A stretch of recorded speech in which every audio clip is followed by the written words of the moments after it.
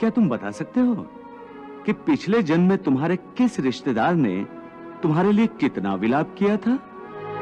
नहीं केशव, ये मैं कैसे बता सकता हूं? मुझे तो ये तक याद नहीं कि वो कौन थे। बस जिस तरह तुम अपने पिछले जन्म को भूल गए हो, उसी तरह तुम अपने इस जन्म को भी भूल जाओगे। इस जन्म के रिश्तों का अर्थ तुम्हारे आने वाले जन्म में कुछ भी नहीं रह जाएगा। आज अभिमन्यु को तुम अपना पुत्र समझ रहे हो सकता है पिछले जन्म में वो तुम्हारा पिता रहा हो, या आने वाले जन्म में तुम्हारा महाशत्रु बन जाए।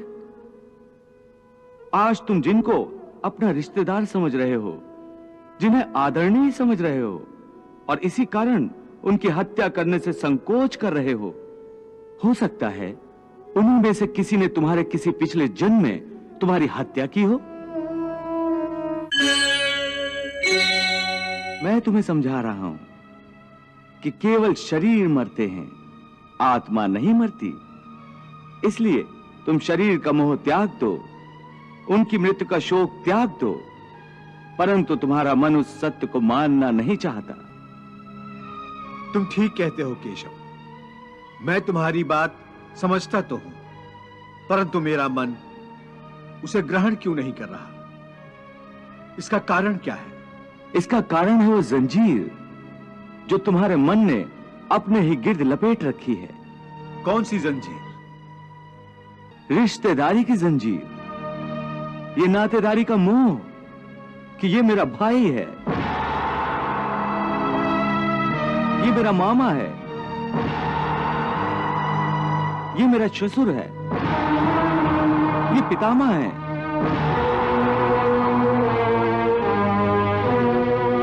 तुम ठीक कहते हो कि रिश्ते नातों की जंजीरों ने मुझे चारों तरफ से जकड़ रखा है, परंतु मैं इस जंजीर को कैसे तोड़ दूं? मैंने मान लिया कि ये सारे शरीर नाशवान हैं, परंतु इनके साथ जो मेरे रिश्ते हैं वो तो नाशवान नहीं है, वो तो सच्चे हैं। भीष्म मेरे पितामह हैं, अभिमन्यु मेरा पुत्र है, महाबली भीम मेरा सहोदर भाई है। ये रिश्ते तो सच्चे हैं। भले इन सब के शरीर मर जाएंगे, परंतु इन सब के साथ जो मेरे रिश्ते हैं वो तो नहीं मरेंगे। जैसे आज मेरे पिता महाराज पांडु का शरीर नहीं है, परंतु मेरे पिता आज भी महाराज पांडु हैं। पिता पुत्र का तो वो पवित्र रिश्ता समाप्त नहीं हुआ। इन रिश्तों की पवित्रता पर मैं कैसे प्रहार करूं? शरीर को भूल जाओ, परंतु अपने दादा के रिश्ते पर तीर कैसे चलाऊं? अपने भाई के नाते पर तलवार कैसे उठाऊं? अर्जुन, ये रिश्ते, ये नाते सब इस जन्म के हैं। इस जन्म से पहले या इस जन्म के पश्चात इन रिश्तों का कोई अस्तित्व नहीं रहता। ये काका, मामा, भाई, पुत्र, पितामह पिछले जन्म में कहां थे? तुम्हारे क्या लगते थे? और अगले जन्म में ये क्या होंगे, कहां होंगे? इसका उत्तर है तुम्हारे पास? नहीं केशव। इसीलिए कहता हूं कि जब शरीर नाशवान है तो ये रिश्ते भी नाशवान हैं, क्योंकि ये सब नाते शरीर के हैं। और ये जो तुमने अपने पिता का उदाहरण दिया कि उनका तुम्हारा पिता पुत्र का नाता तो समाप्त नहीं हुआ, तो यह भी तुम्हारा भ्रम है, अज्ञान है। केवल तुम्हारे मन में अभी तक वो रिश्ता जीवित है, क्योंकि तुम अभी तक उसी जन्म में हो, परंतु तुम्हारे पिताश्री इस समय जिस योनि में भी होंगे, उनके लिए वो रिश्ता समाप्त हो चुका है। पिता की बात छोड़ो, अपनी बात करो। पिछले जन्म में जब तुम्हारी मृत्यु हुई होगी, उस समय तुम्हारे सब संबंधी रिश्तेदार रोए होंगे। तुम्हारी पत्नी ने, तुम्हारे पुत्रों ने बहुत विलाप किया होगा। परंतु आज इस जन्म में तुम्हें याद भी नहीं कि किस ने तुम्हारी मृत्यु पर विलाप किया था। आज तुम्हारे लिए उनका या उनके रोने धोने का कोई मोल नहीं। इसलिए समझा रहा हूं कि ना किसी के मरने का शोक करो, ना किसी के साथ नाता टूटने का दुख मानो। वैसे भी मेरी माया इतनी प्रबल है अर्जुन कि जिन्हें तू समझता है कि तेरी मृत्यु के बाद शोक करेंगे, सारा जीवन रोते रहेंगे, वो भी असत्य है। मेरी माया के प्रभाव से थोड़े ही दिनों के बाद उन रोने वालों को तू फिर हंसता खेलता देखेगा।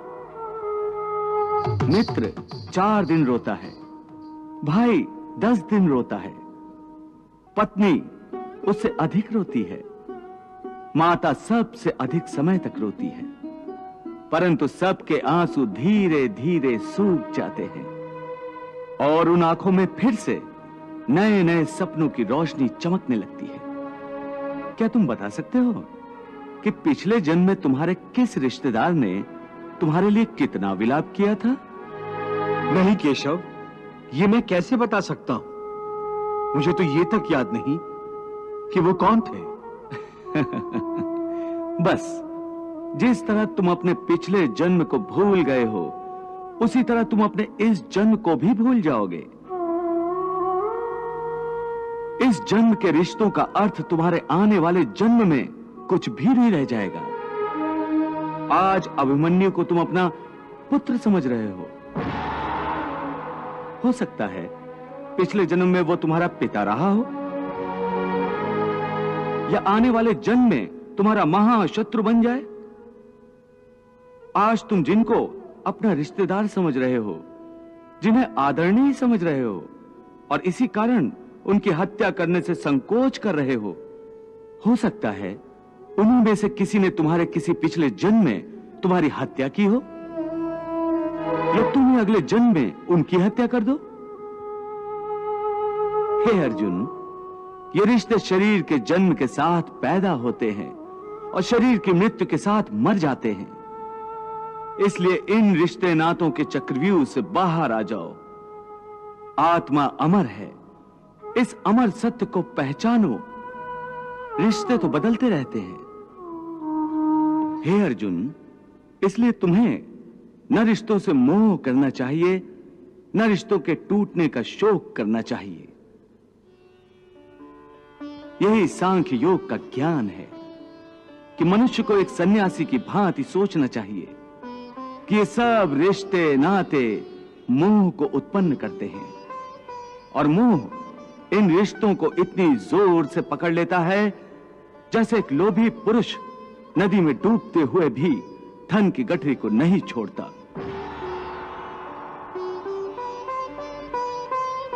और आखिर में उसी गठरी के बोझ से खुद भी डूब जाता है। इसलिए अपने मन को सन्यासी बनाओ और इस मोह के बंधनों को छोड़ो और इस बात पर ध्यान दो कि इस समय तुम्हारा कर्तव्य क्या है, तुम्हारा धर्म क्या है और उसी के अनुसार कर्म करो। तो धर्म को निभाते हुए मनुष्य कर्म तो करेगा ही, और कर्म करेगा तो सन्यास को कैसे निभाएगा? देवी, यदि आप समझती हैं कि सन्यासी होने के बाद कर्म छूट जाता है, तो आपने भगवान श्री कृष्ण के उपदेश को समझा ही नहीं। हाँ प्रभु, बात स्पष्ट रूप से मेरी समझ में नहीं आ रही है, इसीलिए मैं आपसे समझना चाहती हूँ। देवी, ऐसा नहीं है जैसा आप समझ रही हैं। संसार में जीने के लिए हर प्राणी को कुछ न कुछ कर्म तो करना ही पड़ता है, जो उसके लिए अनिवार्य है, आवश्यक है। जैसे पेट की भूख मिटाना हर जीव के लिए अति आवश्यक है, यहां तक कि अपने पेट की आग बुझाने के लिए सन्यासी भी भिक्षा मांगकर गुजारा करता है। अर्थात ये कि कोई भी कर्म से मुक्त नहीं हो सकता। परंतु यदि भगवान श्री कृष्ण की शिक्षा को समझ ले तो मनुष्य कर्म करते हुए भी कर्म से मुक्त हो सकता है। प्रभु, कर्म करते हुए कर्म से कोई कैसे मुक्त हो सकता है? जैसे स्वयं भगवान श्री कृष्ण। हाँ देवी, मानव अवतार में भगवान श्री कृष्ण का जीवन और आचरण समस्त मानव जाति के लिए संसार में रहते हुए सन्यासी होने का एक उत्तम उदाहरण है। उन्होंने संसार में रहते हुए धर्म समझकर कर्म किया। जय पराजय अथवा फल की चिंता कभी नहीं की। इसलिए जब आवश्यक हुआ युद्ध भी किया, कभी हारे कभी जीते, परंतु उनके चेहरे पर वही मुस्कान और उनके हृदय में वही शांति रही। वो चाहते तो विजय श्री की माला हर बार उनके गले में होती। उन्होंने कर्म करते हुए भी लाभ हानि या उसके परिणाम की चिंता कभी नहीं की और अपने कर्तव्य पथ से कभी नहीं हटे। संसारी रिश्ते से कंस उनका मामा था, परंतु धर्म की रक्षा के लिए उन्होंने उसका संहार करने से भी मुंह नहीं मोड़ा।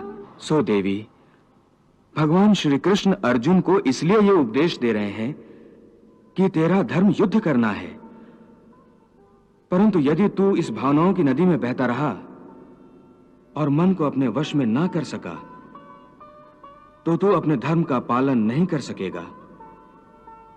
इसलिए मन को सन्यासी बना और अपने क्षत्रिय धर्म का पालन कर। हे केशव, एक तरफ तुम सन्यास की बात करते हो, सन्यासी की भांति सब नाते रिश्तों के बंधन को तोड़ने को कह रहे हो, और दूसरी ओर मुझे कर्म करने को कह रहे हो। ये दोनों बातें विरोधी हैं। तुम जानते हो कि मनुष्य जब कोई कर्म करता है तो उस कर्म का कोई कारण होता है, कोई प्रेरक होता है जिसकी प्रेरणा से मनुष्य कर्म करता है। कोई भावना तो होती है जिस भावना की पूर्ति के लिए मनुष्य अच्छा बुरा कोई भी कर्म करता है। अर्थात कर्म की जड़ में एक भावना होती है और भावना की जड़ में कोई ना कोई रिश्ता होता है, क्योंकि किसी न किसी रिश्ते की जड़ से ही तो भावना पैदा होती है। इसलिए यदि मनुष्य सारे रिश्ते तोड़ देगा, अपनी भावना को त्याग देगा, तो फिर वो कर्म किसके लिए करेगा? अपने धर्म के लिए। धर्म के लिए? हाँ, अपने धर्म के लिए।